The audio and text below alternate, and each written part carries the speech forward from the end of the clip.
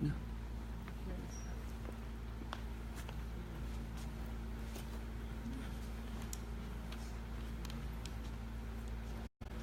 Ok, mis hermanos. Juan capítulo 7, versículo 1. Decíamos que en este capítulo Juan nos va a traer por medio de la fiesta de Sukkot, de la fiesta de los tabernáculos, nos va a traer el conflicto que hay, la ambivalencia que hay en el pensamiento de aquellos que no conocen la voluntad de Dios y de aquel que la conoce. Amén.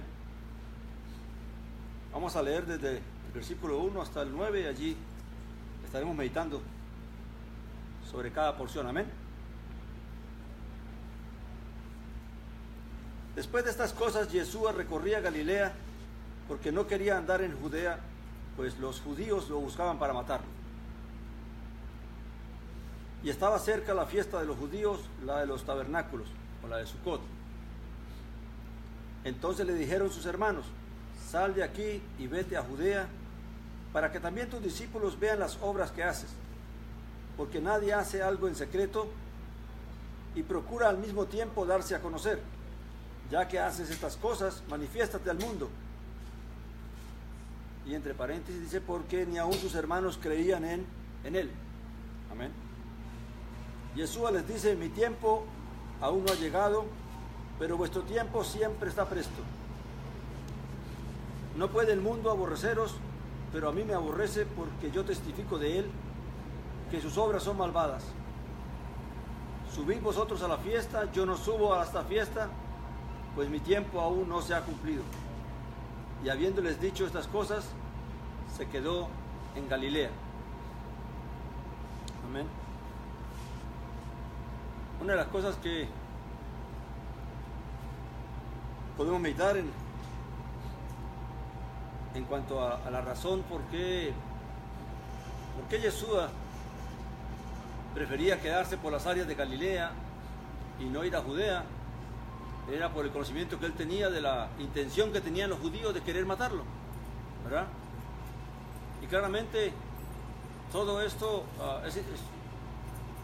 lo hace meditar a uno de cómo era la vida del Señor, cómo él,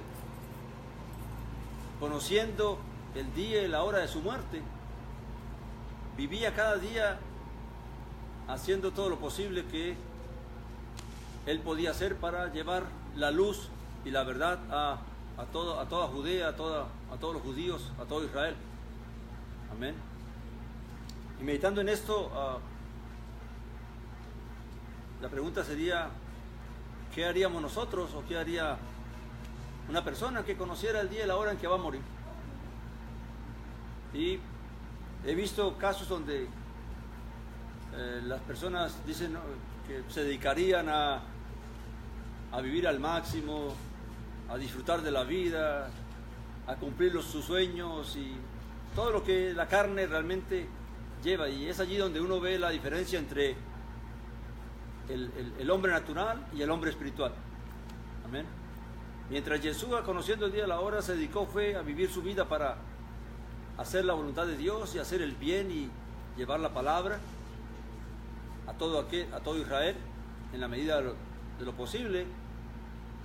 Eso nos enseña que el hombre espiritual, aun cuando llegara a conocer el día y la hora, no debería estar pensando en cuanto a cumplir sus sueños y vivir en deleites y en placeres de esta vida, sino en tratar de llevar fruto que permanezca en el cielo. Amén. Como dijo el Señor: haceos tesoros en el cielo, sino en la tierra. Y ahí es donde se ve la diferencia entre lo que es el hombre natural y el hombre espiritual. El hombre natural piensa en las cosas de la tierra, en las cosas de la carne, y el hombre espiritual piensa en las cosas celestiales. Amén. Y es ahí donde realmente se va viendo la diferencia entre uno y otro. Amén. Entonces, antes de cada quien debería meditar realmente qué haría si llegara a conocer el día y la hora en que tiene que partir de esta tierra. Amén. Que tiene que ya realmente dejar esta tierra, esta vida. Amén. Y claramente él lo hacía porque no quería que las cosas se anticiparan a lo que ya él conocía. Amén. Porque una cosa es que y aquí nos enseña algo más la Escritura, que aunque Dios está con nosotros, no por eso debemos ser atrevidos. No podemos debemos ir a tentar a Dios. Porque es que Dios está conmigo, yo voy a hacer lo que quiero, porque es que Dios me va a cuidar y es que Dios me va a proteger. No, aún cuando Dios está con nosotros debemos ser prudentes. Por eso Dios, Señor, yo os mando como ¿qué? Como palomas. Ser prudentes y astutos, ¿verdad? Lo cual nos indica que realmente el creyente no puede estarse exponiendo al peligro simplemente porque sí, porque es que Dios está conmigo y entonces Dios me va a ayudar.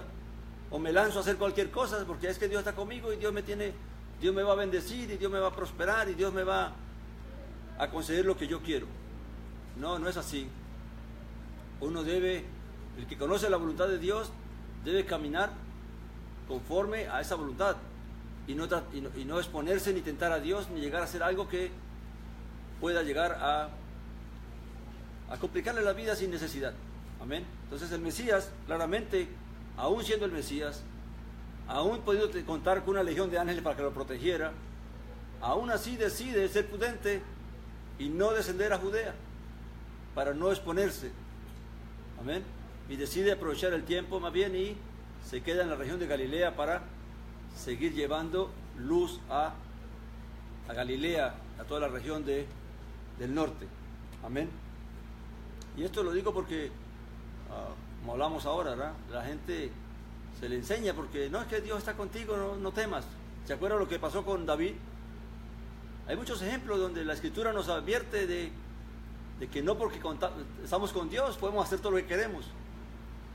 Cuando David sintió en su corazón hacer templo para Dios, fue en el profeta Natán, ¿verdad? ¿Y qué le dijo el profeta Natán?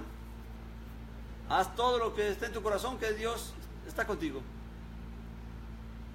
Porque a veces hablamos en la emoción. A veces los mismos profetas también sufren, son seres humanos y están expuestos ¿a qué? A las debilidades de la carne. Y los mismos profetas también pueden dejarse mover por la emoción o por el sentimiento y decir algo que Dios no les ha ordenado. Y el profeta Natán después tuvo que comerse las propias palabras, porque vino la palabra del Señor y le dijo: oye, ve, dile a David que él no me va a construir templo a mí, sino que uno de sus lomos me construirá templo. Amén. Entonces Natán tuvo que ir a decirle a David: oye, David, lo que te dije no cuenta. Amén. Aunque Dios está contigo, pero no es lo que queremos, sino lo que Dios ordena. Y es aquí donde el creyente debe ser maduro y debe ser entendido y no ser emocionalista ni sentimentalista. El creyente debe moverse basado en el conocimiento de la voluntad de Dios, de lo que Dios le revela, de lo que Dios le muestra verdaderamente. Amén. Y no de lo que él cree que Dios le va a permitir o le va a conceder. Amén. Y es allí donde muchas veces fallamos, porque nos enseñan que no, que si alguien busca el conocimiento de la voluntad de Dios y se rige por ello y decide no hacer algo que para otros eso es lo que deberías hacer, como pasó el sábado pasado, ¿verdad? Cuando el Señor se dio cuenta de que el pueblo iba a venir y lo iban a coger para hacerlo rey, y él prefirió irse, ¿no? Entonces, a veces las personas confunden el que uno se mueva en la voluntad de Dios con la falta de fe. Es que tú no tienes fe, tú no crees. No, yo sí creo, yo tengo fe, pero yo me muevo en la voluntad de Dios, no en la emoción, no en el sentimiento. Amén. Que es lo que muchas veces mueve a la gente. Amén. Tenemos que aprender a pedirle a Dios cada día: Señor, revélame tu voluntad. ¿Cuál es tu voluntad para mi vida? Amén. Porque la voluntad de Dios para cada uno de nosotros es diferente, en el sentido de cuál es el servicio que cada quien va a prestar. Porque la voluntad de Dios en cuanto a la santificación es para todos igual. Dios nos llama a todos a la santificación y esa es su voluntad. Amén. Luego Juan nos dice que estaba cerca la fiesta de los judíos, la de los la de los tabernáculos, la fiesta de Sukkot. Es el tiempo cuando en septiembre, octubre se celebra la fiesta de las cabañas, donde el pueblo judío hace cabañas según el mandamiento de la instrucción de Moisés, ¿verdad? En el día 15 del mes séptimo bíblico, Israel debería construir cabañas y habitar en ellas por una semana para recordar que Dios los había sacado de la esclavitud de Egipto a sus padres, amén, y a ellos también. Entonces luego dice que, y basado en esta fiesta, es que nos va a narrar algunas cosas que ocurrieron. Dice que entonces le dijeron sus hermanos: sal de aquí y vete a Judea, para que también tus discípulos vean las obras que haces. Amén. Porque nadie hace algo en secreto y procura al mismo tiempo darse a conocer. Ya que haces estas cosas, manifiéstate al mundo. Y nos añade aquí el escritor, dice, porque ni aun sus hermanos creían en él. Claramente había una gran ¿cómo se llama? Confusión dentro del pensamiento de los hermanos, porque no sabemos si era que no creían en él como el Mesías, que él era el Mesías, o no creían en las cosas que hacía. Amén. Y entonces por eso es que le plantean estas cosas. Y eso es importante, porque que ni la misma familia de uno, ahora, que ni sus mismos hermanos, que Miriam, su madre, recibió del ángel todas las cosas que el ángel le dijo acerca de él, y que ahora ellos mismos estén dudando de él. Y lo que están diciendo es, bueno, si tú quieres mostrarte, si tú quieres ser reconocido, no te escondas, tienes que mostrarte. Amén. Como eso es lo que claramente en el pensamiento del mundo es así. O sea, si tú quieres darte a conocer, tienes que darte a conocer, tienes que exponerte para que te conozcan. Pero es ahí donde vemos la ambivalencia y la diferencia entre el pensamiento del que conoce a Dios y del que no conoce a Dios, del hombre natural y del hombre espiritual. El hombre natural piensa conforme piensa el mundo, y piensa conforme a la filosofía del mundo y a la sabiduría del mundo. Pero el hombre espiritual, que conoce la voluntad de Dios, entonces lo mueve otra cosa, se mueve diferente. Amén.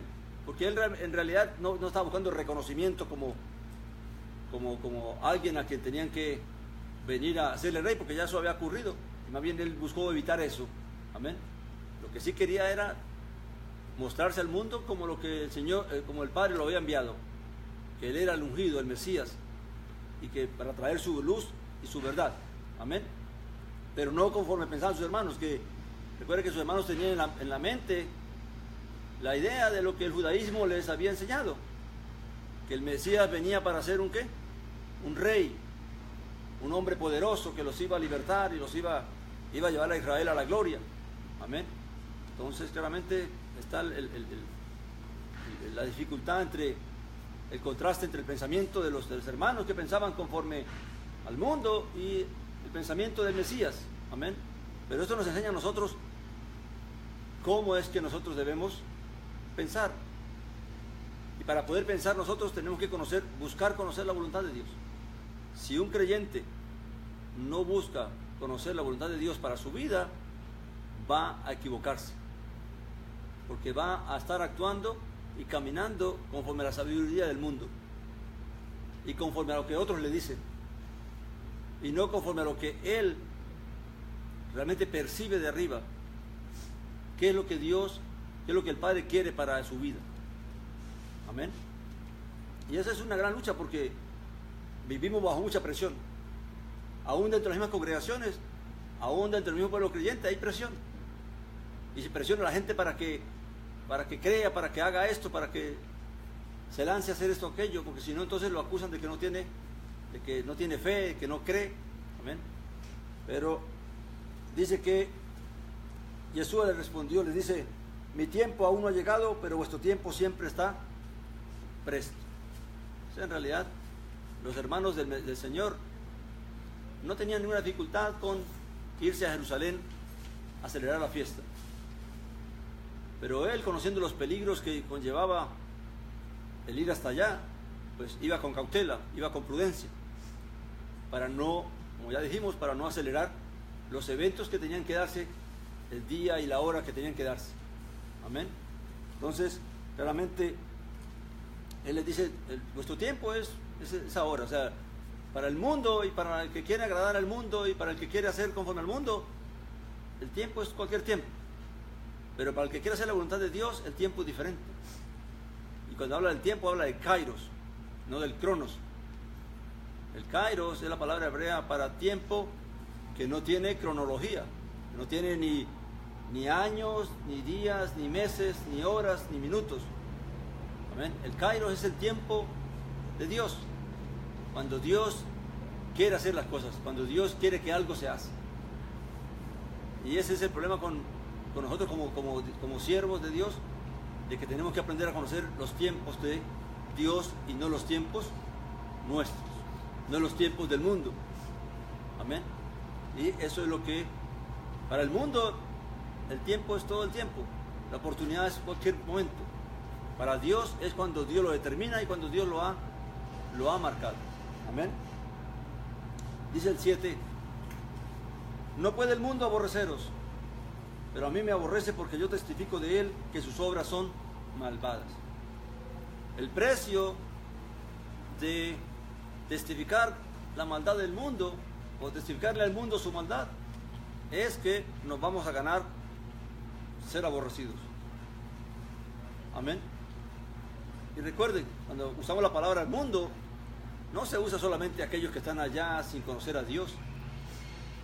La palabra mundo se usa aún a aquellos que son religiosos, pero que viven conforme al mundo. No que se emborrachan y hacen como el mundo, pero que su pensamiento es como el pensamiento del mundo, es un pensamiento malvado, un pensamiento inicuo. Amén. Porque no se necesita que una persona viva como vive un mundano para ser del mundo.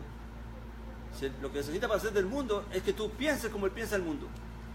Así no vivas como el mundo vive. Amén. Por eso un religioso, una persona religiosa puede ser del mundo. Porque si en su corazón hay maldad, si en su corazón hay deseo de homicidio, como en el caso de los líderes que querían matarlos, si en su corazón hay envidias, si en su corazón hay avaricias y codicias, eres del mundo, porque piensas como el mundo. No necesitas emborracharte y estar en enojías y en cosas. Eso es la parte más depravada del mundo. Pero el hecho de que tú tengas pensamientos como los tiene el mundo, nos hace parte del mundo. Amén. Así que un religioso, porque aunque no va a una discoteca, o porque no fuma, o porque no se emborracha, entonces no es del mundo. Sí puede ser del mundo, si en su corazón hay maldad. Si piensa como el mundo piensa, si sus pensamientos son como los del mundo, entonces es del mundo. Amén. Es allí donde tenemos que hacer la diferencia entre lo que es el hombre natural y lo que es el hombre espiritual. Porque el hombre espiritual es llamado ¿a qué? A la santificación, a la perfección, a apartarse no solamente de las cosas físicas mundanas, sino apartarse del pensamiento mundano, del espíritu de desobediencia, del espíritu de maldad que opera ¿qué? En los hijos de desobediencia, como dice el apóstol Pablo en Efesios, ¿verdad? Luego dice que subid vosotros a la fiesta. Yo no subo a esta fiesta, pues mi tiempo aún no se ha cumplido. Y habiéndoles dicho estas cosas, se quedó en Galilea. Claramente, vamos a ver más adelante de que en realidad no era que él no fuera a subir, sino que no era el tiempo apropiado para él subir, que es lo que él está diciendo. Ustedes pueden subir cuando quieran y a la hora que quieran, porque ustedes no tienen problemas, a ustedes no los persiguen, a ustedes no los aborrecen, a ustedes no los buscan, porque ustedes no tienen nada, ustedes no declaran nada contra el mundo. No son ustedes los que están testificando en contra de la maldad del mundo, no son ustedes que están mostrando la maldad del mundo. Pero a mí, que testifico contra el mundo y la maldad del mundo, entonces me aborrecen. Por eso no puedo ir cuando quiera, ni cuando me plazca, sino que cuando el tiempo sea propicio. Amén. Y todo eso nos enseña lo que hablamos primero, cómo el Hijo de Dios, cómo el hombre espiritual no se mueve en su propia voluntad. Es prudente, es cauto y también se mueve en el conocimiento de la voluntad de Dios. Amén. Recuerde que una de las cosas, uno de los frutos del Espíritu, ¿cuál es? La templanza, el dominio propio. El creyente tiene que aprender a no ser emocionalista ni sentimentalista, porque para eso tenemos ese fruto del Espíritu, que es el dominio propio, el dominarnos, para que las emociones no nos muevan, para que los sentimientos no nos muevan. Amén. Pero hay, tristemente, el que no fructifica en el Espíritu la templanza y el dominio propio, ¿qué va a pasar?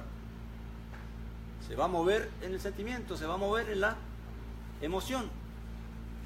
Amén. Y es eso lo que tenemos que ir entendiendo, la diferencia entre el hombre natural y el hombre espiritual. Claramente el hombre natural no tiene el Espíritu de Dios, mientras que el hombre espiritual es guiado e instruido por el Espíritu de Dios. Amén. Dice el versículo 10: sin embargo, tan pronto como sus hermanos subieron a la fiesta, entonces él también subió, no abiertamente, sino como en secreto. Amén. Realmente él también fue, porque era un mandamiento de la Torá de Moisés, de la instrucción de Moisés, que 3 veces al año todo varón israelita debería subir a Jerusalén a celebrar las 3 fiestas más importantes del año, que eran Pesa, la Pascua, Shavuot, la fiesta de las semanas, y Sukkot, la fiesta de los tabernáculos. Y no podían presentarse tampoco con las manos vacías, tienen que llevar una ofrenda en cada ocasión. Amén. Así que claramente que él, que había nacido bajo mujer, había nacido de mujer y bajo la ley, claramente él también cumplía la Torá. Amén. Luego dice que por tanto los judíos lo buscaban en la fiesta y decían: ¿dónde está aquel? Recuerde que ya Juan nos dijo que él subió en secreto, ¿verdad? Quiere que él estaba en Jerusalén, pero no estaba mostrándose públicamente. ¿Dónde estaba? La Escritura no lo dice, ¿ven? ¿Cómo se escondía él? ¿Estaba en alguna casa, en algún lugar? No sabemos. Una de las cosas que la Escritura no nos habla es, que solamente nos informa una vez, es que el Mesías no tenía donde recostar la cabeza, y uno se pregunta: ¿dónde dormía él? ¿Dónde pernoctaba el Señor? Todos los días andaba de lugar en lugar, amén, moviéndose de un lugar a otro. Se quedaba en casa, se quedaba a la intemperie. La Escritura no nos habla de esas cosas. Amén. Luego dice que por tanto los judíos lo buscaban y decían: ¿dónde está aquel? Hablando del Mesías. Y había mucho murmullo entre las multitudes respecto a él, pues unos decían: es bueno, otros decían: no, sino que engaña a la gente. Y esto es algo bien interesante, porque siempre que hay algo diferente, la gente se divide. Están los que piensan bien de aquello que está sucediendo, y están los que piensan mal de aquello que está sucediendo. Generalmente los que piensan mal es porque están sugestionados, o están prejuiciados de lo que ya otros les ha dicho, y no quieren comprobar por sí mismos, sino que se dejan llevar por el prejuicio que les han sembrado. Que es que eso es malo, que es que no se acerquen a eso, no escuchen eso, porque eso está mal. Entonces la gente, porque ya se lo dijeron, pues no quieren oír, no quieren saber. ¿Ven? Y catalogan eso como que fuera malo, porque así se los enseñaron. Pero aquel que oye, aquel que se da la oportunidad de escudriñar y de oír y de meditar, entonces va a poder saber si realmente es bueno o es malo. Amén. Dice: pero nadie hablaba francamente respecto a él por temor a los judíos. Y esto es otra cosa que la Escritura dice, que dice un proverbio que el temor del hombre ata. Amén. Si hay una cosa que ata mucho al ser humano, es el miedo. El miedo a diferentes cosas. El miedo a a ser criticado, el miedo a ser juzgado, el miedo a ser echado de la congregación, como en el caso de los judíos cuando los amenazaron que los echaban de las sinagogas y seguían al maestro, el miedo a hacer lo que los líderes no quieren que se haga, que muchos hablaban mal de él, entonces la gente tenía temor de oírle o de seguirle, amén.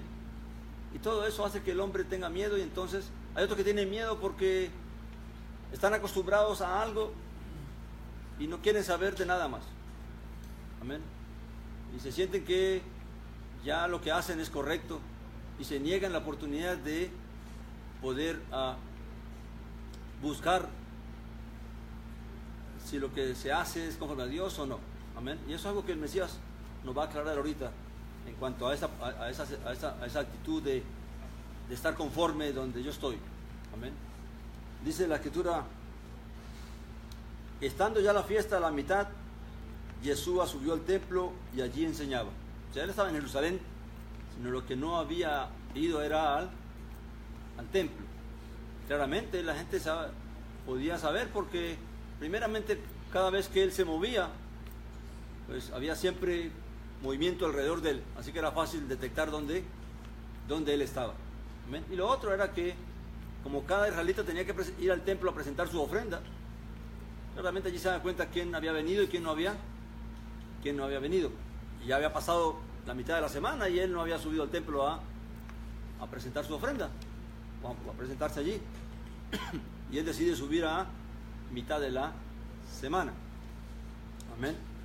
Dice que y subió ahí al templo y allí enseñaba, porque una de las cosas que tiene el Mesías es que no desaprovechaba la oportunidad ni el tiempo para traer enseñanza, para hablar al pueblo, para enseñar al pueblo, porque esa era su vida, y a eso vino, a eso fue enviado, amén, a traer la luz y a mostrar la luz, a traer la verdad y a predicar la verdad, amén. Dice que, y los judíos se asombraban diciendo: ¿cómo sabe este letras si no ha estudiado? Y esto es algo que hasta el día de hoy permanece.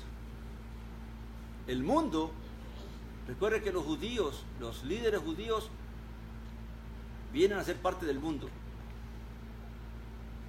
¿Por qué los líderes judíos eran parte del mundo? El Mesías les dijo a los discípulos: el mundo los aborrecerá, ¿verdad?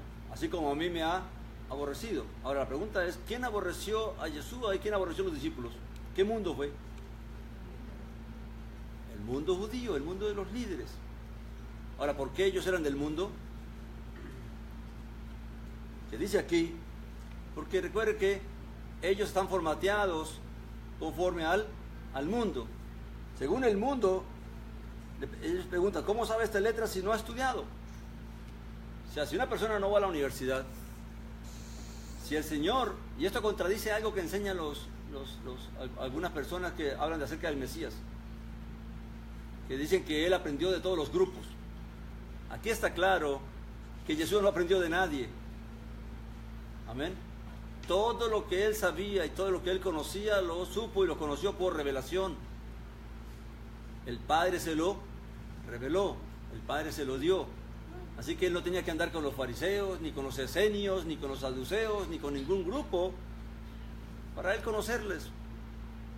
Amén, porque él decía que no tenía, la Escritura dice, da testimonio que él no tenía necesidad de que nadie le dijera nada, porque él conocía a cada ¿qué? A cada hombre. Amén. Ahora, el mundo, ¿cómo califica las cosas?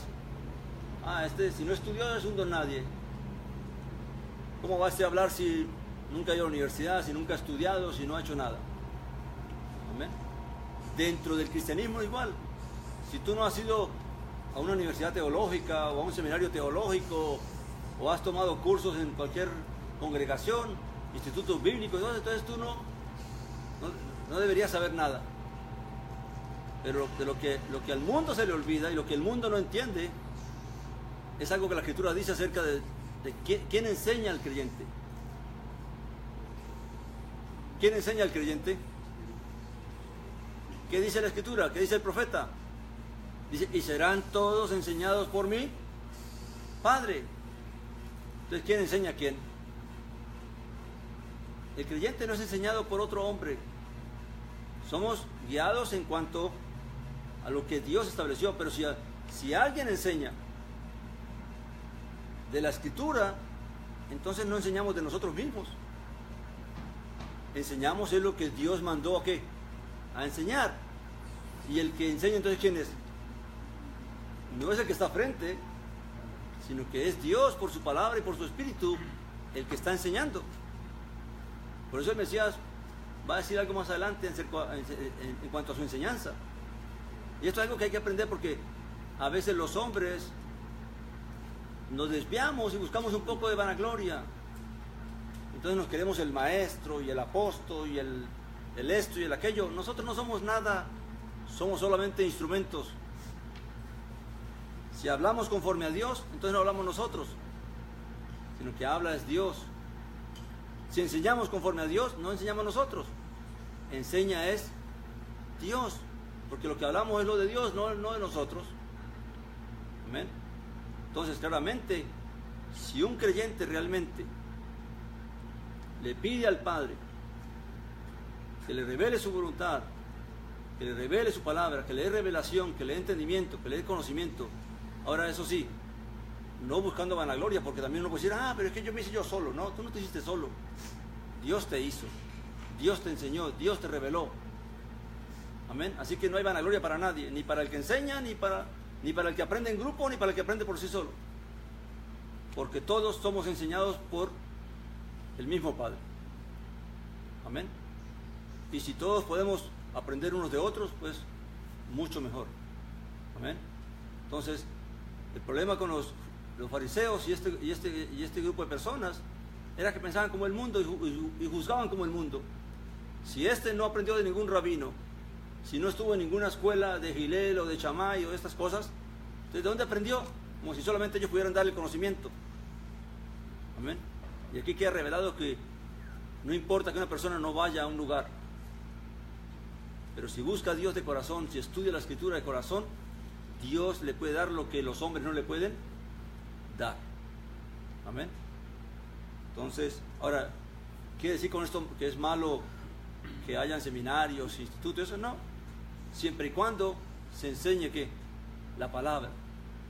Pero tristemente usted va a seminarios y va a institutos y va a universidades teológicas, ¿y qué es lo que te enseñan?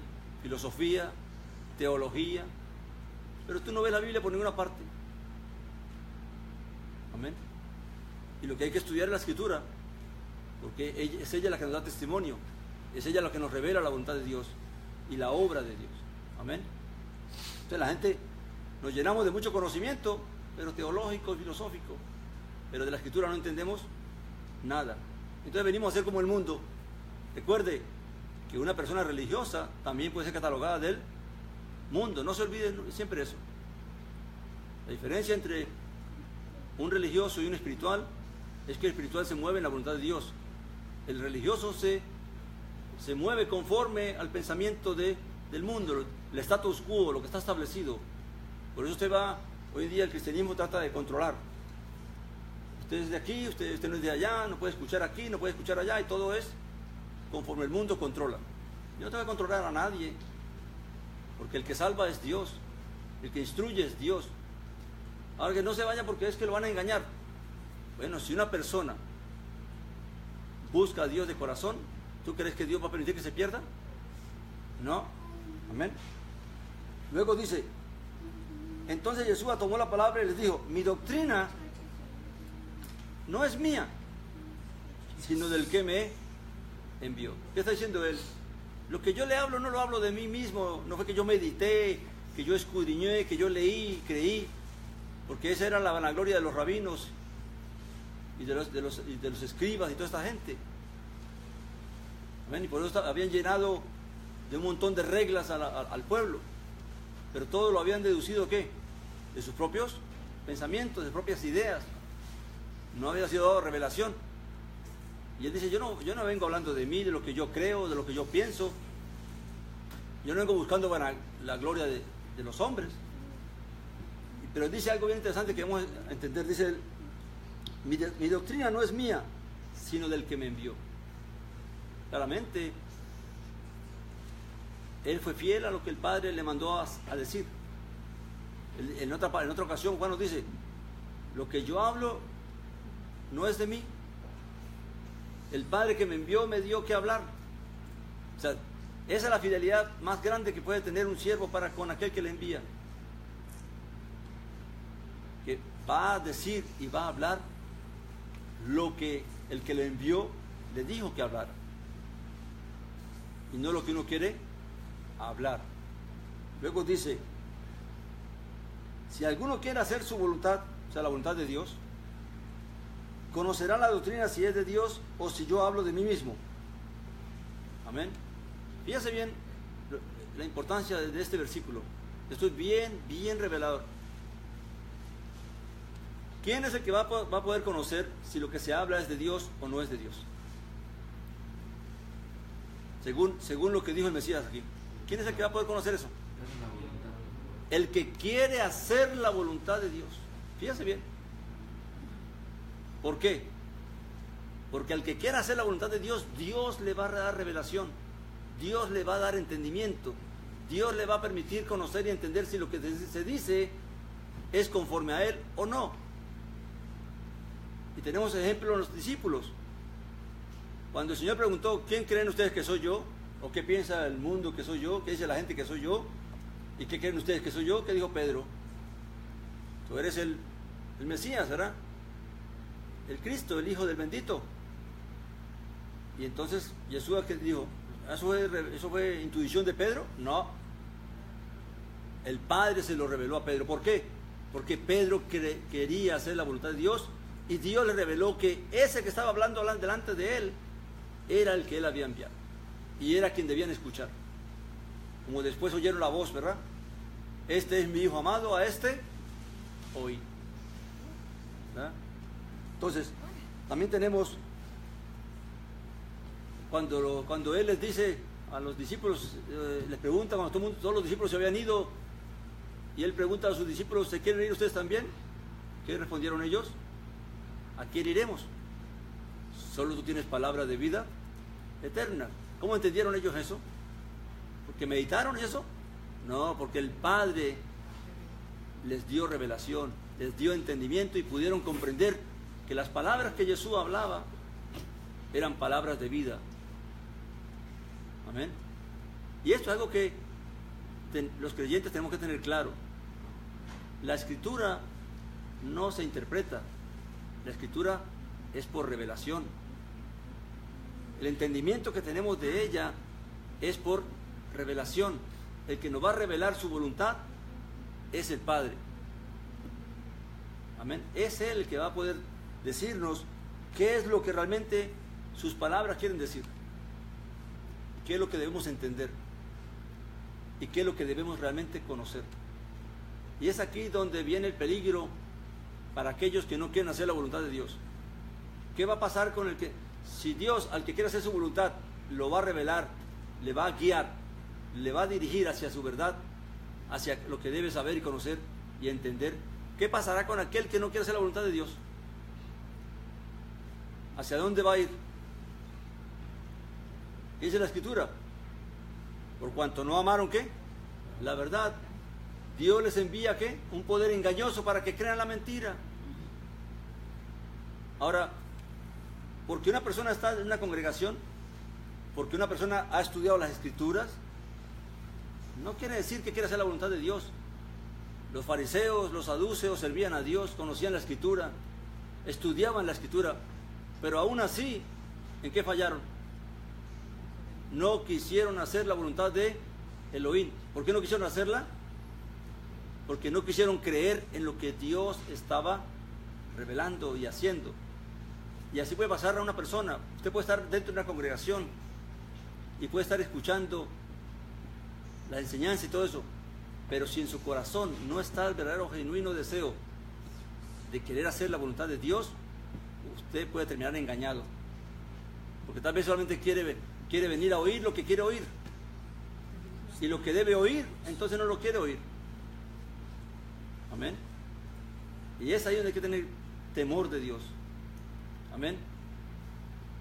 Si una persona realmente quiere estar segura de que Dios lo va a guiar hacia su verdad, tiene que pedirle a Dios con todo su corazón genuino: Señor, ayúdame, revélame tu voluntad, escudriñame y mírame si hay en mí camino de perversidad, si hay engaño. ¿Qué dice la Escritura?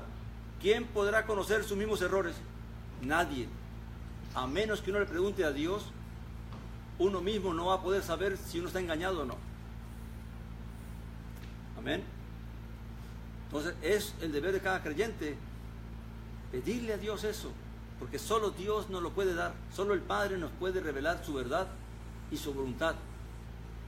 Amén. Por eso es que no se puede poner el ojo solamente en las cosas, sino que hay que poner el oído, pero sobre todo las cosas, pedirle a Dios, porque aún lo que uno oye lo puede engañar. Si no es Dios el que le permite poder discernir si es o no es. Por eso el Mesías dijo: el que quiera hacer la voluntad de Dios sabrá si mi doctrina es de Dios o no. ¿Y por qué va a poder saberlo? Porque claramente es el Padre el que va a poder darle revelación y entendimiento por su Santo Espíritu. Amén. Pero la gente se conforma con que a jugar a la religión, ir a la iglesia, ir a la congregación, hacer los rituales que siempre se hacen, y ya estoy contento, y no saber nada más. Y si alguien le habla un poquito acerca de algo que no le gusta, dan la espalda. Amén. Pero el verdadero creyente tiene que querer realmente buscar hacer la voluntad de Dios, no jugar a la religión, no jugar a la cristiandad, no como dicen por ahí algunos: que es que el ser cristiano es un estilo de vida. ¿Cuál estilo de vida? Esto es del mundo. Amén. El verdadero cristiano tiene que preocuparse si en verdad quiere buscar, conocer y hacer la voluntad de Dios. Y si no, pues ¿quién nos va a ayudar? Fuera de Dios no hay quien ayude, fuera de Dios no hay quien salve. Amén. Luego dice: el que habla de sí mismo busca su propia gloria, pero el que busca la gloria del que lo envió, este es veraz y en él no hay injusticia. ¿Quién es el que habla de sí mismo? No es que está hablando de él. Las palabras quiere decir, en el caso de los fariseos, ¿de qué hablaban? De ellos mismos, pero no de sus personas, sino de sus propios ¿qué? Pensamientos, de sus propias ideas, de sus propias creencias. Amén. Y entonces, y ahí se vanagloriaban unos a otros. Por eso la Escritura nos dice que amaban las primeras sillas en las congregaciones, en la sinagoga, que extendían los flecos de sus vestidos para que pues se diera más importancia. Amén. Pero todo redundaba, y hoy en día que vemos el cristianismo, no se dan palmaditas en los hombres, por títulos, que apóstoles, hasta apóstoles que hay ya, pues espaciales ya hasta hay. Amén. Pero todo es que es pura vanagloria de los hombres. Amén. El hombre debe procurar conocer, porque no venimos a hablar de lo que nosotros creemos, venimos a dar testimonio de la verdad, venimos a dar testimonio de aquel que fue enviado, venimos a dar testimonio de la obra del Padre y no de lo que uno cree o piensa, porque todo está revelado y todo el Padre lo revela por su Santo Espíritu. Amén. Luego dice: el que habla de sí mismo, o sea, el que habla, el que dice, es que hoy en día se habla de revelación y de que es que el Señor me reveló esto, pero todo es buscando como que yo soy el superhéroe de la fe, el que todo lo conozco, el que todo lo entiendo. No, mi hermano, nada de lo que hablemos, si viene de Dios, es nuestro. Uno no puede decir que yo sí entiendo, yo sí comprendo, porque no eres tú, es que el Padre te lo ha revelado. ¿Para qué es que el Padre da los dones al pueblo? Dice: para la edificación de la iglesia, de la congregación. Para eso es que Dios nos da los dones, a unos maestros, a otros apóstoles, a otros esto, pero es para que la iglesia sea edificada, no para que nadie se crea más que nadie, porque todo lo hemos recibido. Cualquier don que tengamos no es nuestro, se nos ha concedido. Amén. Luego dice que el que busca la gloria del que lo envió, dice, en él no hay injusticia. Si realmente somos fieles a Dios y hablamos sus palabras y hablamos su mensaje, entonces no seremos injustos y no seremos hallados injustos. Amén. Porque estaremos siendo fieles a lo que se nos encomendó, a lo que se nos envió, a lo que se nos habló. Amén. Luego el Señor cambia de tema y dice, no os ha dado Moisés la ley, pero ninguno de vosotros cumple la ley, porque procuráis matarme. Claramente, y es aquí donde entra como el contraste de la religiosidad, ¿verdad? Que por un lado se quieren mostrar muy religiosos, pero por otro lado se ve la maldad que hay en su corazón. Pasa como la figura de la bestia, ¿verdad? Que se presenta como oveja, como cordero, pero habla como ¿qué? Habla como dragón. Amén. Entonces, claramente, si una persona, por más que se vista de santidad y por más que se vista de santo, si en su corazón hay maldad, si en su corazón hay iniquidad, entonces realmente no está haciendo la voluntad de Dios. Porque el que hace la voluntad de Dios busca santificarse, busca limpiarse de toda maldad, de toda contaminación, y a buscar mantener sus vestidos ¿qué? Limpios. Amén. Así como se nos han concedido. Dice, la gente respondió, demonio tienes, ¿quién procura matarte? Y aquí uno contraste el divagar de los pensamientos, porque mientras unos que desconocían que lo querían matar, otros sí sabían que lo querían matar. Amén. Y entonces le dicen, los que no sabían lo que estaba pasando realmente en la mente de los líderes, o desconocían las intenciones de los líderes, pues le dicen, tú estás loco, tú tienes demonio, porque a la locura se le atribuía a un demonio, a un espíritu. Entonces le dicen, tú tienes demonio, tú estás loco, porque ¿quién te quiere matar? Realmente porque ellos desconocían esto.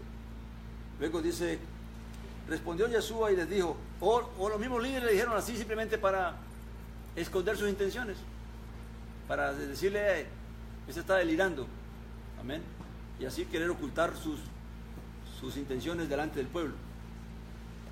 Respondió Yeshua y les dijo, una sola obra hice y todos os asombráis. Esta obra tiene que ver con la sanidad que él había hecho del hombre impedido que había sanado allá en la piscina de Betesda, ¿verdad? A quien él había ordenado, levántate, toma tu cama y vete.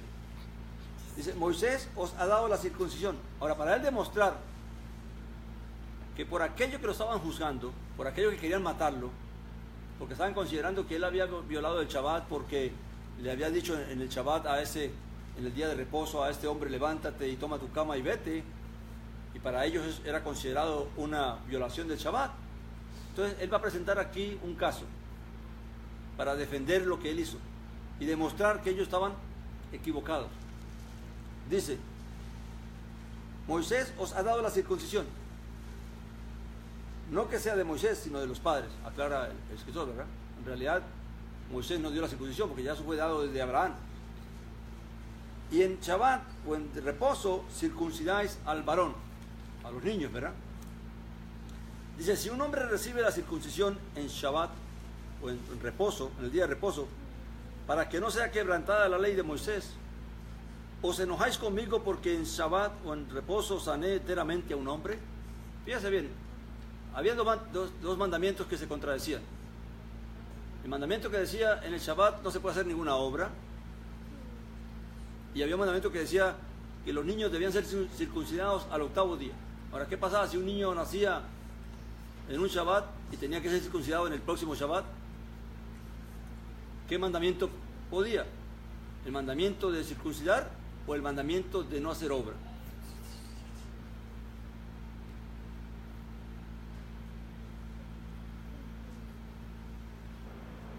¿Están entendiendo o no? Hay dos mandamientos. Mandamiento del reposo, el 7º día reposarás. no harás ninguna obra en él. Y está el mandamiento de que al octavo día de un niño de nacido tenía que ser circuncidado. ¿Qué pasaba si ese octavo día caía en un día de reposo? ¿Se podía circuncidar? ¿Y qué pasaba con violar el día de reposo? Pero está violando otro mandamiento.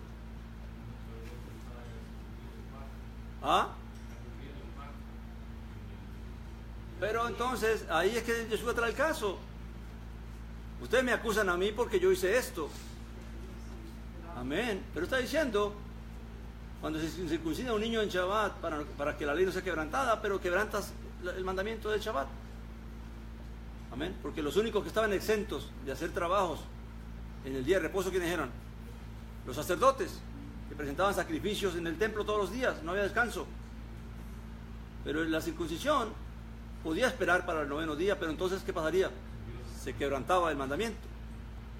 Entonces, ahí se impone un mandamiento sobre otro mandamiento. Ahora dice el Señor, dice que la necesidad de hacer misericordia, ¿se puede hacer misericordia en un Shabbat? Entonces, ¿qué está por encima? ¿Que Él no cargue el catre y no sea sanado? ¿O que se sane y cargue el catre? Amén. Entonces, esto nos revela que realmente esa acusación de que el Señor violaba el Shabbat no era así. Sino que Él está presentando entre dos mandamientos cuál es el que prevalece. Amén. El mandamiento de la vida, la misericordia, o el mandamiento de... Ahora, cuando este hombre realmente no estaba trabajando, amén, simplemente fue una cuestión que se presentó por causa de la necesidad misma, de su sanidad. Amén. Entonces, claramente, aquí se nos enseña es cómo es que aún el mandamiento debe interpretarse. Porque aunque un mandamiento diga algo, también, ¿qué dice la Escritura? Hay que tener misericordia. Amén. Y eso muchas veces el religioso no lo tiene en cuenta. El religioso quiere que se cumpla. Pero Dios dice, no, yo no quiero sacrificio, yo quiero misericordia. Entonces hay que tener mucho cuidado, porque aunque un mandamiento diga algo, no quiere decir que ese mandamiento no pueda posponerse en beneficio de la misericordia, en beneficio del amor. Amén. Y ahí, cuando interpretemos ciertas cosas hay que tener cuidado, porque a veces somos muy estrictos en cosas. Amén. Por eso que al sabio se le dice, no seas tan sabio, no seas tan estricto, no te destruyas a ti mismo. Amén. Dice que, y termina el Señor diciendo algo basado en el caso que él presenta. El 24, no juzguéis por apariencia, sino juzgad con justo juicio. No juzguemos por juzgar. No dictaminemos cosas simplemente porque es que así tiene que ser. No. ¿A quién tenemos que recurrir para entender y comprender qué es lo que se debe hacer y lo que no se debe hacer? Al Padre. Solo Él nos puede dar el entendimiento. Solamente Él nos puede dar la comprensión de cómo debemos obrar y qué es lo que impera sobre las cosas. Amén. Por eso el mandamiento del amor está por encima de todo. El amor a Dios y el amor al prójimo. Amén. El problema recuerden, el problema del religioso es que aunque profesa creer en Dios y profesa servir a Dios, en realidad está actuando bajo los términos del mundo, del mismo mundo que ellos han establecido, pero no bajo la voluntad de Dios. Amén. Así que el que realmente quiere hacer la voluntad de Dios va a tener que recurrir, llegar a conocer y entender qué es lo que Dios quiere, qué es lo que Dios manda y cómo es que debo hacerlo y cuándo hacerlo. Amén. Y recuerde, el que no busca conocer la voluntad de Dios y se conforma con lo que conoce, con lo que le han enseñado, con lo que entiende, entonces se expone al error, porque claramente está desechando conocer ¿qué? La voluntad de Dios, porque solo Dios nos puede dar revelación y entendimiento. Y esto Yo quiero que usted lo grabe bien en su corazón, mi hermano. Esto no se trata de que yo leo y leo y leo y quiero entonces aplicarlo todo. No.